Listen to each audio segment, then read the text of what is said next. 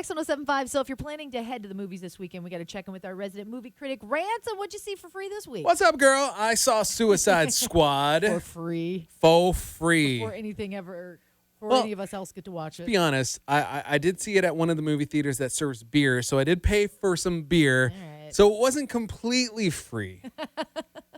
I get you. I had a beer. I have not heard the best things about the Suicide Squad. Yeah, and you haven't heard the best things about it because this movie sucks. Really? That's too bad. It's really bad, and I'm like infuriated at this movie, and I'm just so pissed off at just the whole DC universe in particular.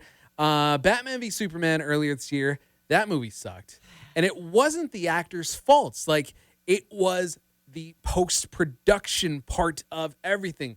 Ben Affleck in that movie was really good. Henry Cavill was really good. Gal Gadot was really good as Wonder Woman.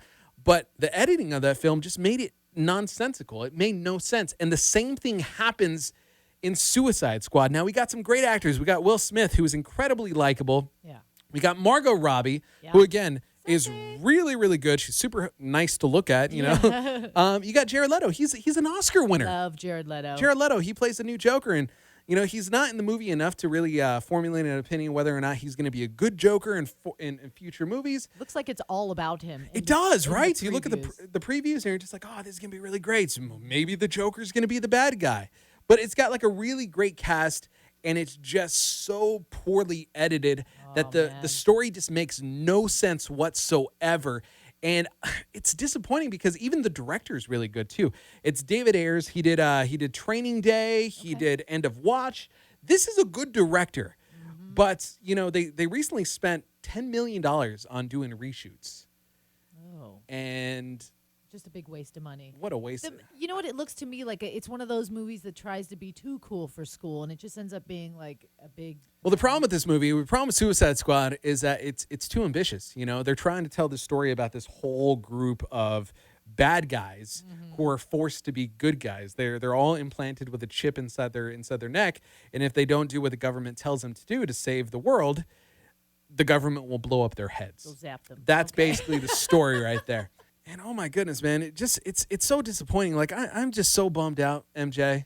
So bummed out because I grew up reading these comics, and DC just keeps burning me time after time after time after time. I can say I never got into too many superhero movies, but I feel like every week there's a new superhero movie. It's just so oversaturated right now. Like, you have to really set yourself apart. I think that's what they tried to do, and it's probably just not. I think a lot of people feel the same way, but if Marvel seems to do really well, they are able to form like a cohesive story and give you characters that you care about.